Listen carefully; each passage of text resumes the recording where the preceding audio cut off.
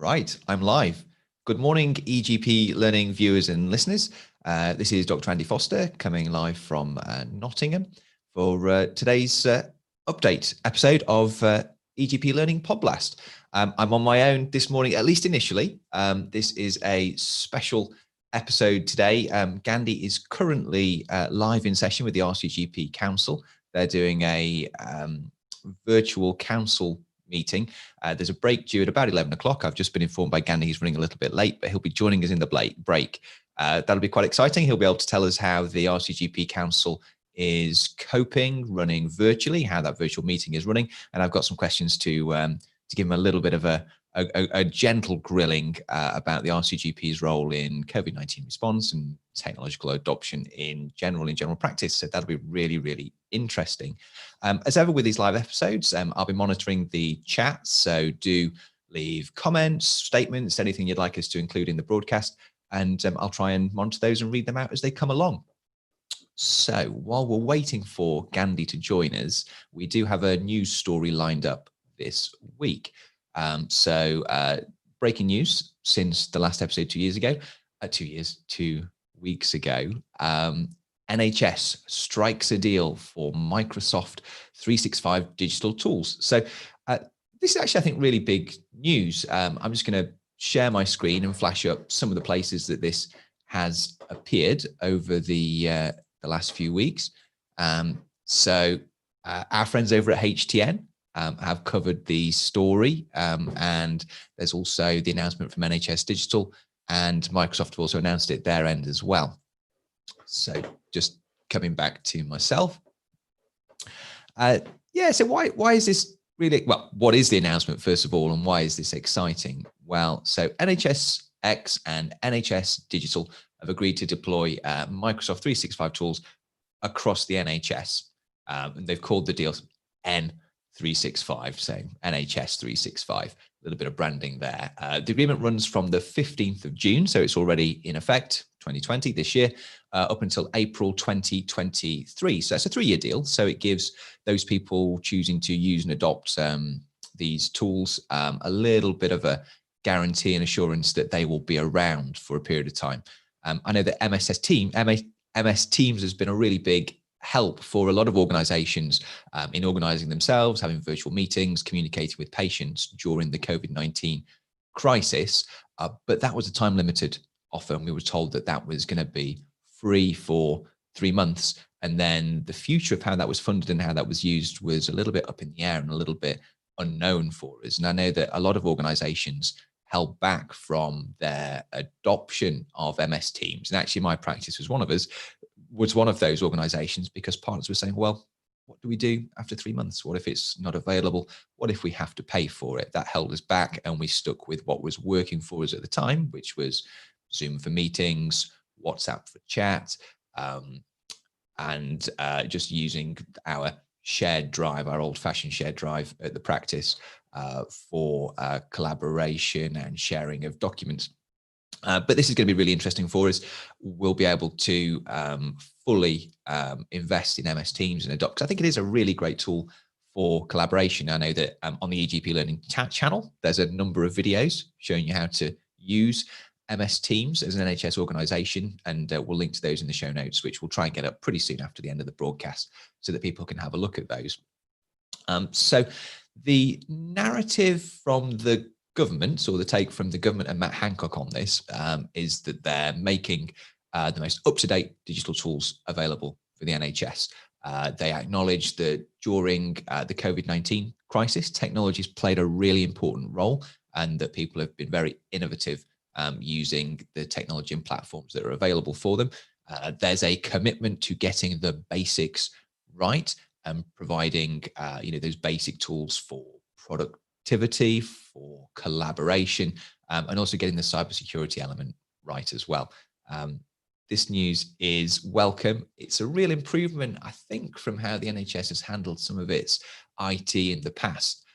Things have improved over the last few years, but I remember it was only a few years ago, and at the time when the podcast was starting, so it must be about 2 years ago, when Gandhi and I would complain about having to use Windows XP at work. So in 2017, we were using a product released in 2001 that was coming to the end of its security support. from Microsoft. We were also using Internet Explorer 7, released in 2006. And that just felt really dated, and it felt like we were working within an organization that just was not keeping up to date and making the best tools available for their employees. And it seems like that's changing, which is good. And also and also the NHS got in a bit of a sticky situation when some of the security updates lapsed at around the time of the cyber attack. And that just highlights how important it is to have up-to-date tools and software for really basic things like cybersecurity. So yeah, really excited, and I think that this is a really positive move. So what's included in the package that's been announced? So access to the Office 365 suite of tools. So that's Word, Excel, PowerPoint, Microsoft Outlook for emails, and Teams for collaboration. So that's really good. And obviously Teams includes the video functions that were previously under Skype for Business. Obviously, there's continued use of Windows 10, which hopefully we're all using in our NHS environments with up-to-date security features. So that's fantastic, isn't it? They say that there will be a significant cost saving to this, but how much I've not managed to find out. I think it's a deal with hundreds of millions of dollars, pounds at least, and there'll be cost savings, apparently. But we'll wait and see if those are quantified anywhere. Personally, why am I excited? Well, I'm actually a big fan of Office 365. I don't subscribe to many things digitally. I try and keep that to a minimum. But Office 365 is something that I've subscribed to personally for about the past year. Previously been a fan of Google Drive, but made the switch to Office 365 for a number of reasons. And I think those reasons are sensible reasons, and I think they're reasons that that will be important to a lot of people using these tools in the NHS. So the Office applications are just more secure, are just more mature than some of the other tools out there. And then Google Drive, Google Docs, Google Sheets have been around for a long time, and they're good for a lot of things, but they just don't feel as mature. And even after years of using them, I'm still not as used to using them as the Office suite of software, which I've grown up with. So I enjoyed moving back to using Office applications more often: Word, Excel, PowerPoint. Also, I think it's better compatibility. When I was more of a Google Drive user, if I wanted to share a document with somebody else, they normally weren't a Google Drive user, I used to have to download, convert to a PowerPoint file or an Excel file or a Word file, and then share it with them. If everybody is, including myself, is using Office 365, then that just makes those compatibility issues disappear, really. And that's obviously great for collaboration, encourage people to share documents and materials.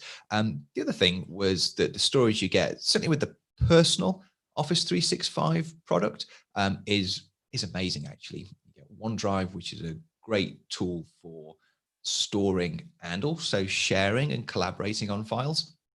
And you get a lot of storage. So there was 1 terabyte personal storage compared to 15 gigabytes with Google Drive. Admittedly, that's not the paid version of Google Drive, and this was the paid version of Office 365. But it's just such a big increase. It will be interesting to see if, as personal employees with our personal licenses, we get access to that much storage.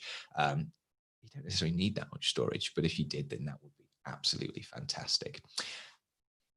Another reason why I think this is important is that it creates a network effect in terms of the tools used by NHS employees for collaborating and to help them be more productive. So what's a network effect?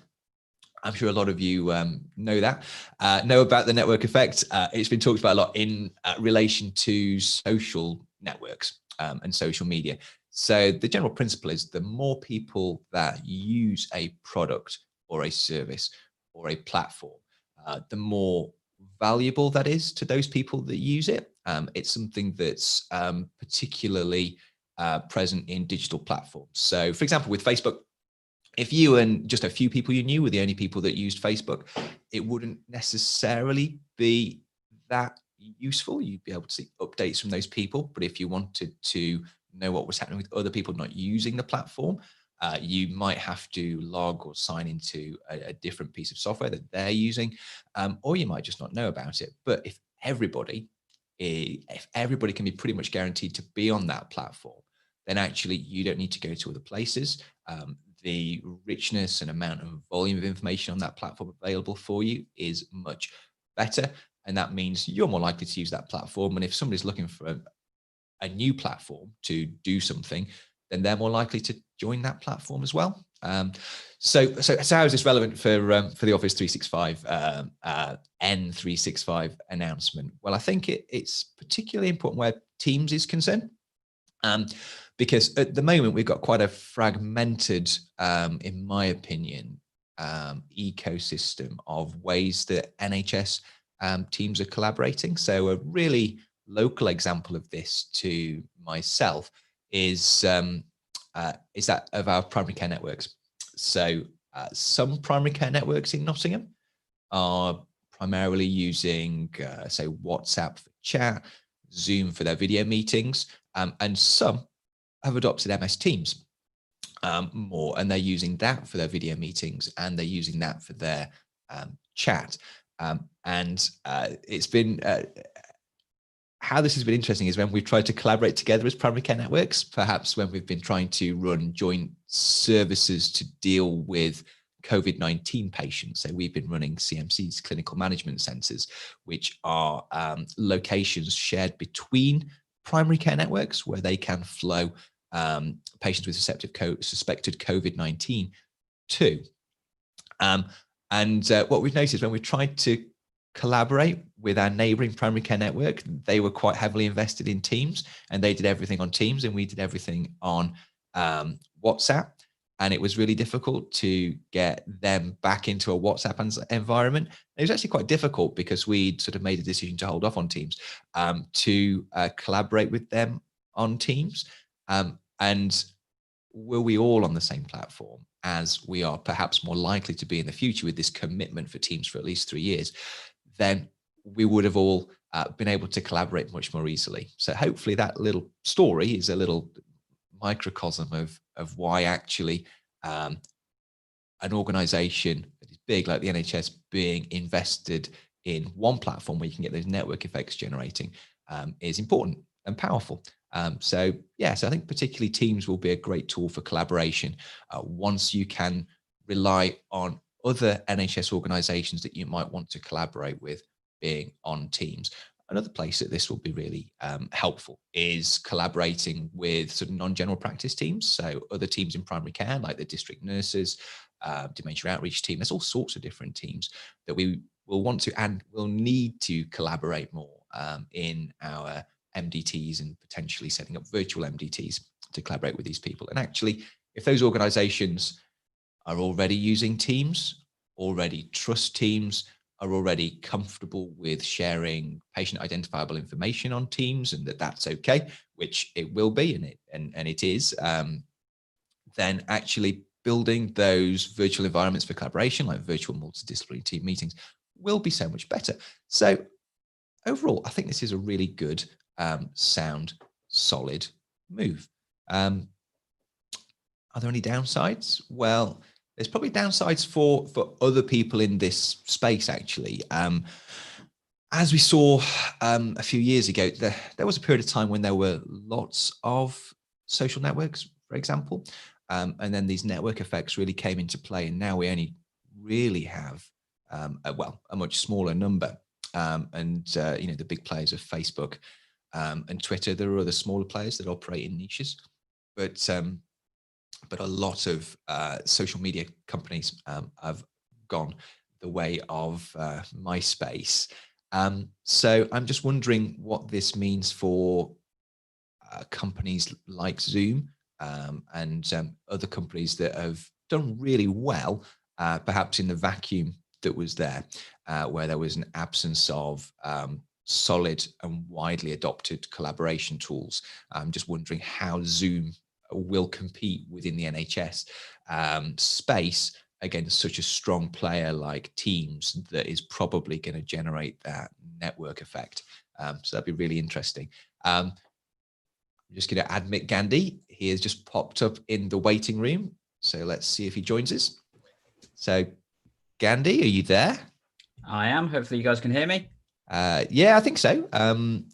Fantastic. Yeah. So there we go. Thanks for joining us, Gandhi. We are just in the middle of discussing the news that the NHS has signed up for Office 365 or N365 for the next 3 years. So it's been interesting to start to explore that.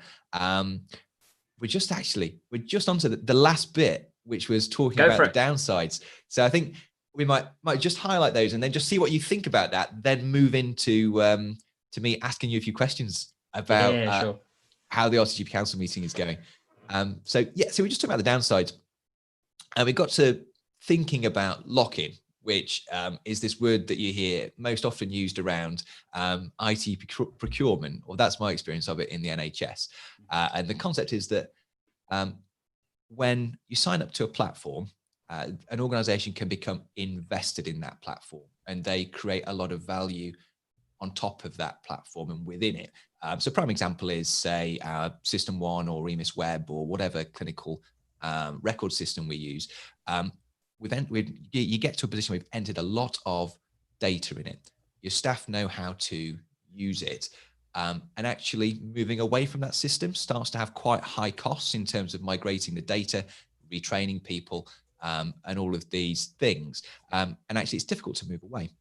So the worry is that whilst this deal might be good financially, we don't know the details of that. And actually, there's a lot of logic in everyone using MS Teams and everyone using Office 365.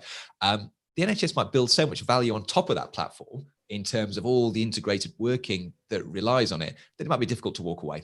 And, in 3 years' time, when this deal's being renegotiated, will Microsoft still give us a good deal? Will they still drive will they drive a hard bargain and try and extract more value and money from the NHS? I don't know. I'm not sure. I'm sure NHS Digital have seen that coming. One hopes. So Gandhi, what do you think about this? So we've been talking about the downside, so you can comment on that, or just go back to any other kind of positives. We might have covered some, but what do you think about this news story and this deal?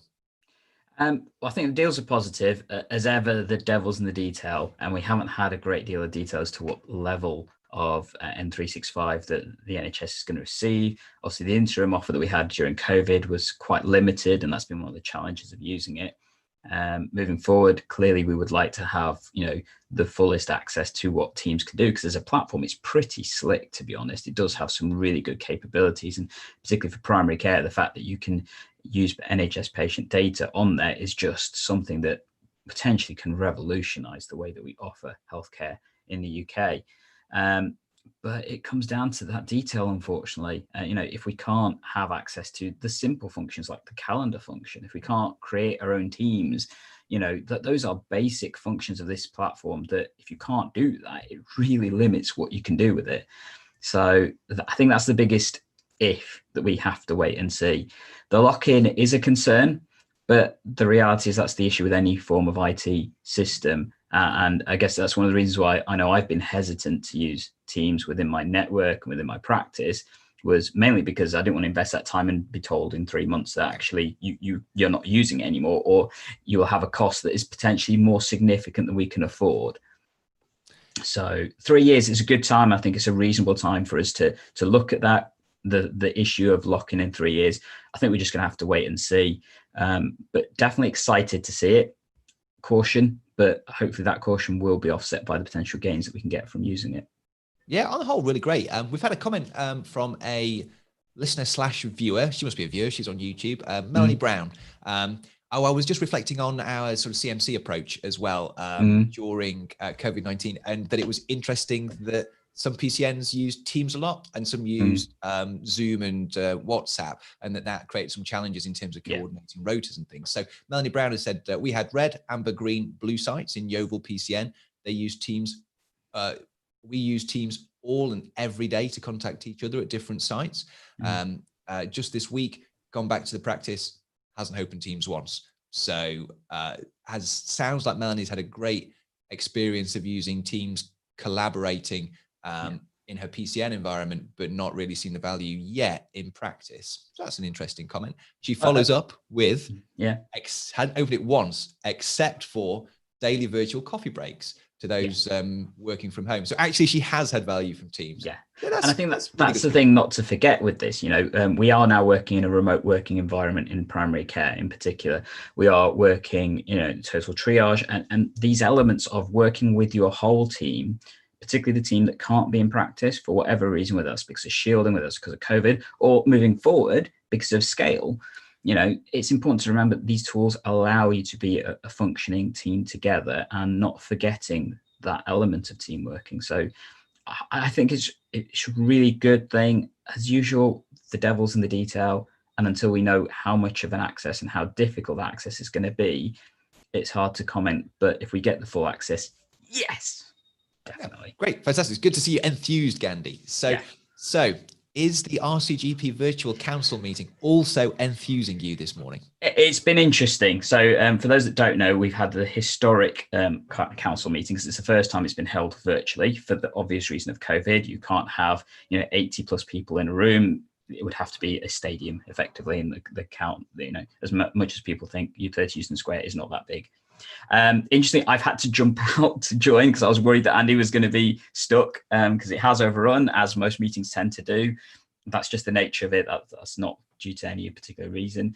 So I'm going to have to be brief because I don't actually know what time they're restarting. Okay, that's cool, Gandhi. So yeah, I was in danger of getting to the end of my segment, but well, I was trying to track it and but it's been really good.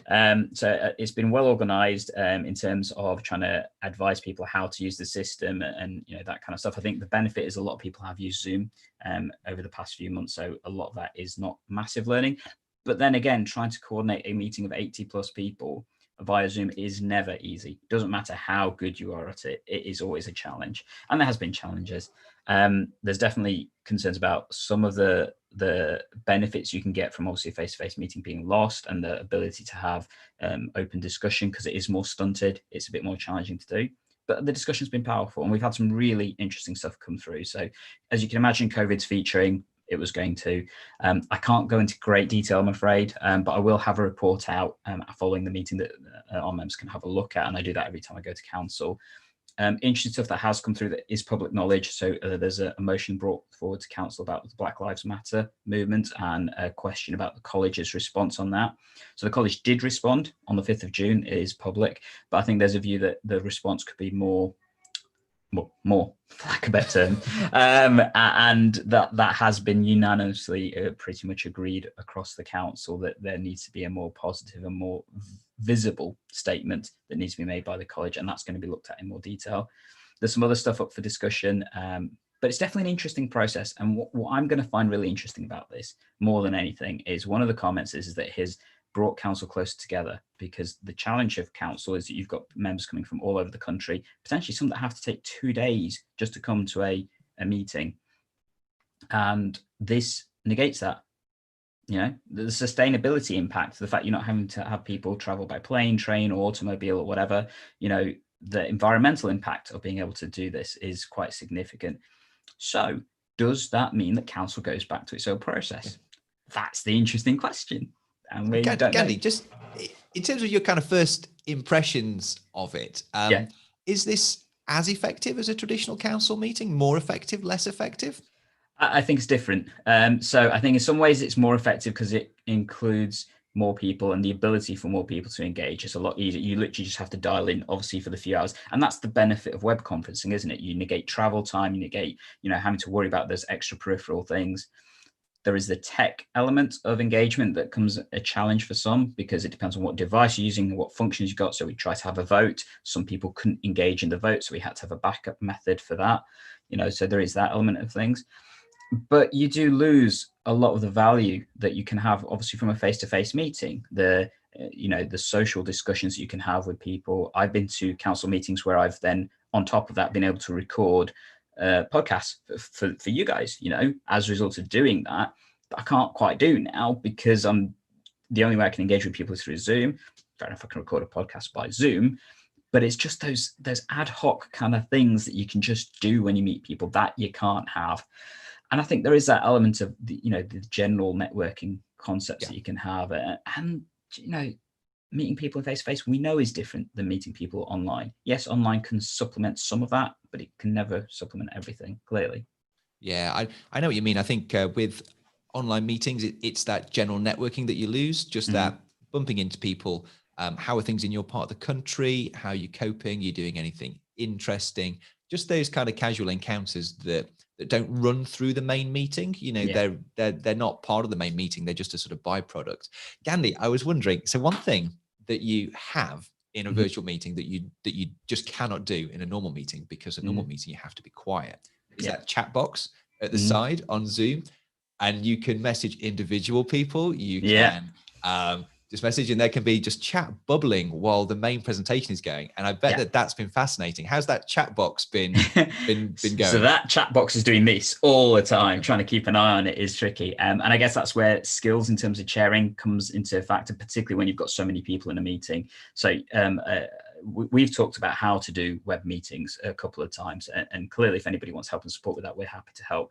But you need just one person whose eyes on the chat, to be honest, particularly when you're talking this size. To be honest, when you've got more than about 6 or 7 people, you potentially need somebody just who's got eyes on the chat, because there's so much richness and so much debate that you can have, because you get side comments, you get the ability for people to make valid points, and that you can even add to your points. So, you know, one of the questions was about Black Lives Matter. I made the question about the impact that this has on clinicians dealing with patients who will criticize and comment about the race of the doctor and stuff, and how that needs to be factored into, you know, the narrative of what the college brings forth. And you know, there was supportive comments that echoed that was able to be seen. But it's harder to do that in an actual council meeting, because you have to wait for your turn to talk. And so actually, I think it supports the narrative in that way. So what I would love to see, if possible, for future face-to-face meetings, that's what we go back to, is actually that element of things is not lost, that we have the ability to have a chat throughout the council meeting for people to discuss. And I think that'd be really powerful. Yeah, excellent. I was really fascinated by how that would work. It's gone in the way I thought it might do. Andy, can I ask you a few quick fire questions? Yeah, let's go for RCGP, COVID, technology. So, how do you think, this is a broad question, how do you think the RCGP has coped with the response to COVID? So, any key points, and then give them a score. But sure. How do you think they've coped? I think the college has tried to do a really good job, and I think it has done a good job in certain areas. I think in terms of trying to produce resources to help our colleagues, it's done an amazing job. So when it comes to the rapid change we've seen in primary care, so people moving to remote consultations to support colleagues, you know, they produce lots and lots and lots of stuff to try and help with that. I think they've definitely tried to tackle some of the other things, like working with, you know, the government, working with other people in terms of trying to make the process easier. The college has got some challenges as well. So they are a business at the end of the day. They have, you know, a membership to maintain. They have a budget to maintain. And clearly COVID has had an impact on that, because one of the key things that college does is educational events. And well, educational events has massively shifted. And that's going to be a question of how that works out in the future, like it would for any business. You know, many businesses are currently going to struggle. You know, we saw, what was it, 20% potential recession, something like that. Yeah, 20% drop in GDP, wasn't it, last month? You know, that's going to be felt no matter where we are. So I think that element of things is something that we need to be cautious about. You know, Gandhi, that's true. I'd not really thought about that, but there's always a conference going on when you go down to RCGP, and they're always quite, you know, they look like high paying, you know, clients, and they're not there. So, so actually, I hadn't really thought about that, but as a business, the RCGP needs to respond, and I think, as well as supporting its members. I think that's going to be obviously discussed in more detail. That's definitely some of the flavour stuff on council, but what that means, A, I can't say partly, and B, time will also tell us how that's going to work out. I think they've tried to do a good job. As with ever, criticism does come to the college about the way it communicates with its members. And that's a difficult thing, as it is for any organisation to do. Communication is only as good as A, the organisation communicating, but also the people receiving the communication as well. There is an element of you know, responsibility there as well. Could it do more? I think it could always do more. I think there's definitely some things that have been highlighted that communication could be better. but we will have to wait and see. I'm not going to give numbers because I think it's a bit hard to do. But I think my general response to the college is try to do a good job, and it is always keen to do better. And I think it could do better. But at the same time, we've had a weird situation, haven't we, to be honest? It's been strange. Could have been a lot worse. And I think a lot of the people involved with the college, like you and like me, we've got other jobs with GPs. It's been COVID-19. It's been, tough. It could have been a lot worse, and it looked like it was going to be a lot worse. So, a lot of what the college does relies on people's not spare time, but it's an additional role for people. So, so I think they've done very well given the circumstances. We've had a comment actually. So Jitin Verma says, I'm new to this channel, but thanks for sharing the knowledge. I think it's useful to be able to understand how we're doing. Transition to remote consultations is favorable and much needed. So yeah, great comments, Jitan. It's good to comment further if you want to let us know more about what's been happening with you. I think we've been enjoying the transition to remote consultations, and it's great to see it happening in a way that is driven by the profession and not necessarily driven by consumer culture or even the Department of Health. It's been quite a bottom-up transition, and I've found that really, really important and exciting. So great comment, Jitan. Definitely. Gandhi, next question. Right, okay, there's only 2 questions. This is only the second one. And then we've got an important announcement. We do, massive one. However, the question is, what role does the RCGP play in the adoption of technology by the profession? That's something we're very interested in on this channel. What role do they play? And what do you think about that? Are they doing a good job? What could they do better? So I think they definitely have a role to play. The college is about quality and standards. That's its first and foremost aim, is to support its members with high quality general practice. And part of that is now digital working. They've not hidden away from that. They've had a roadmap towards that. They've one of the first colleges to look at how AI could be used in healthcare. They have created various documents that are supporting the use of digital, but also recognizing the challenges it also causes. So not just pro, but also recognizing the challenges and creating the stuff to support GPs, to support practices in terms of adoption. I think they definitely have a role with that, and I think they've actually done pretty well. If you were to ask, have they done as well as I think they could do? No, but then I guess mine and your knowledge of digital use is a little bit more than the average person. So therefore, we're always going to think they could do more. That's just us.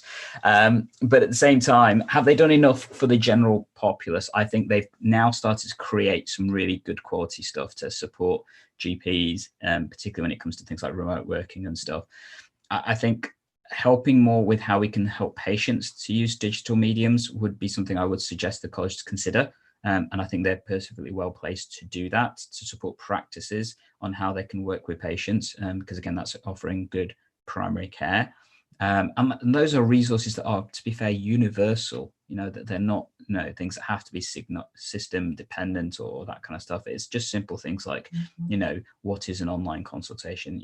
How can you request your medications? Just simple, stuff that practice can then use to help patients understand. I mean, we've created that, and we've done that in our spare time with a view trying to help our colleagues because we saw it was a need.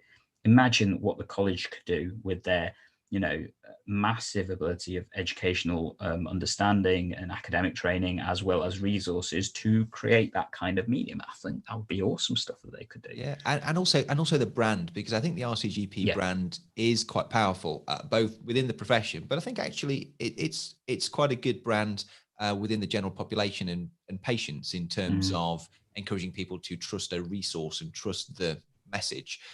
So I think you're right. Actually, there's an opportunity to educate the patients and the population that the RCGP perhaps could embrace. We've had two more comments. Awesome. Quite a number of comments coming through now. So we've got so Stephen Katibe, who has commented before, says, "Welcome, Jitan. It's about time that we as a profession embrace the benefits of remote consultations." That's definitely. Yeah. And then Mandy Moshi is just back again saying, "Love all the AccuRx updates. And now that we can attach Med3s directly from S1, that's great. Is there a way to add electronic signatures before attaching?" you might be able to just field that question a second, Gandhi. Other than saving onto a laptop, governance issues, and will SystmOne update allow this? Yeah, unfortunately, the latter part, no, not without using a different system. As far as I'm aware, there's no way of doing that directly. Would SystmOne look at it? I don't know. Maybe you could ask them at some point in the near future. Maybe there's an opportunity coming up where people maybe there can is. engage more directly with the creators of SystmOne and other organizations that build products on SystmOne, which might lead us into an important and exciting announcement. So we've been working towards this for a while, and we are really happy and proud to announce this to everyone that we've been talking with TPP SystmOne for the past few months, to be honest, and we hope to bring effectively a user conference to the eGP learners and to the wider general practice community. Unfortunately, this tiny little thing called COVID came along and put absolute scuppers to that. However, we're a bit techie, we're a bit geeky and all that kind of stuff. So therefore, as a result of that, we're now going to bring an online summit, so an online conference to all of you that is focused on using SystmOne in primary care. So 24th of July, 10 o'clock till 2 o'clock, we are inviting you to come join us as we facilitate and help run the S1 FBUG SystmOne Online Summit. It's a mouthful. Yeah, it is. No, so the reason why it's called that is one of the things I've been doing for the past few years is creating and running something called the S1 FBUG, SystmOne Facebook User Group. Hence, it's a conference for our users. However, to be fair, we're inviting everybody. And as a result of that, we have gone live. So you can now access tickets and stuff for this. And if you want to, the link is down below in the show notes. Alternately, if you're watching us live, the link is bit.ly, so bit.ly/S1 FBUG 2020, and the S1 FBUG is capitals. That is important. And that will take you to our registration page, £25 for our early bird tickets. And once they've finished, then it will go to £30, I think, that we had agreed. And as a result of that, you will get some awesome stuff that you can do. So in particular, we're going to have sessions on how to use SystmOne. We're going to have a look at the roadmap from SystmOne themselves and what that's going to look like, as well as the opportunity to speak with the product creators and developers and stuff in terms of what they are now looking at to try and develop SystmOne further. So Mandy mentioned earlier about how she wanted to know if we can do signing on SystmOne through Med3s, and how are they looking at doing that? Well, we're going to have the people there that you can ask to do that for you. So come join us. Yes, I think it's great. And I would say, I think the, so unfortunately, because of the cost of platforms and doing this, there has to be a cost, but I think the cost is pretty good value. There's a really great program that is being created. And also it's an event where there will be value. We've taken care to make sure that there is value for people who are new to SystmOne and perhaps new to general practice, want to learn, but there's also value there for those people who are SystmOne experts, almost in terms of speaking to the product developers. Maybe you've got suggestions, ideas, knowing what's coming up in the roadmap. So there should be value for people at all levels. So please sign up, please support this. And, the next one can be even better, and definitely like feedback and really feed the community. And a couple of things I wanted to mention. So we're using a rather interesting platform to do this as well. So we're not doing this on Zoom, even though we love Zoom. We are using a completely different platform called Hopin. This platform will actually allow you to watch the main presentations. It'll allow you to join extra workshop sessions that we'll be able to run. You'll also be able to speak to sponsors directly if you want to. So we are hoping to have some sponsors there that you can speak with in products around SystmOne directly to get more information about their things. And you'll be able to chat to other people if you want to. So if you find someone that's made an awesome comment, you want to find out more about it, you can actually go off and have your own little private chat with them as well. So there's some really cool features for this platform. We're trying it for the first time, so we're putting that teeny tiny caveat, and we will be providing information to help you use it as well with the sign up once we've got things settled and sorted and everything like that for you guys, as well as potentially some additional support options that we're looking at for the day itself. So we're hoping this is going to be an amazing experience for all of you, a completely different experience, I think, for many people, but more importantly, supporting SystmOne users to understand how they can use it better, engage better with the company, and basically make sure you all have a great morning, which does start at 10. So we deliberately made it slightly later. So those that are doing the drop off and all that kind of stuff, you don't have to worry about that. Find a parking space. Yeah, no concerns there. The only thing you need is a reasonable data connection and a device, and it will work on any device, phone, computer, anything like that. So definitely, if you're interested, sign up, enjoy. We look forward to seeing you there.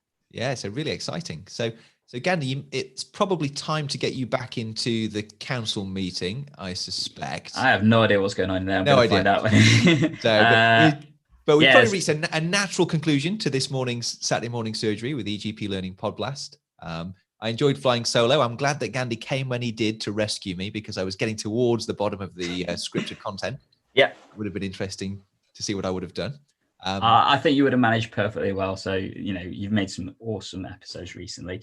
Speaking of episodes, next week we've got an interview with Dr. Dustin Saint, who some of you may or may not have heard of.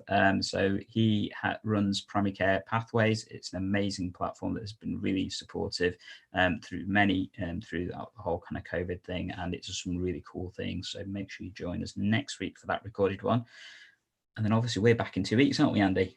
We are, yeah, and we'll be talking about whatever's been happening, interesting news in primary care technology, primary care networks, all of those sorts of topics that interest and excite us. So we look forward to seeing you then.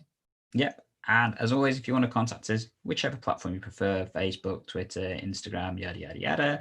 Definitely, if you're listening on the podcast platform, subscribe and leave a review. We still love reading all these reviews and stuff, and we will give you a shout out if you do so. And on YouTube, definitely ring that bell, subscribe. Definitely leave a comment. And as always, eGPlearning is here to help save you and your patients time by taking answer your primary care and learning. And we will catch you in the next episode. Thank you. Okay. Goodbye. Enjoy your weekend, guys.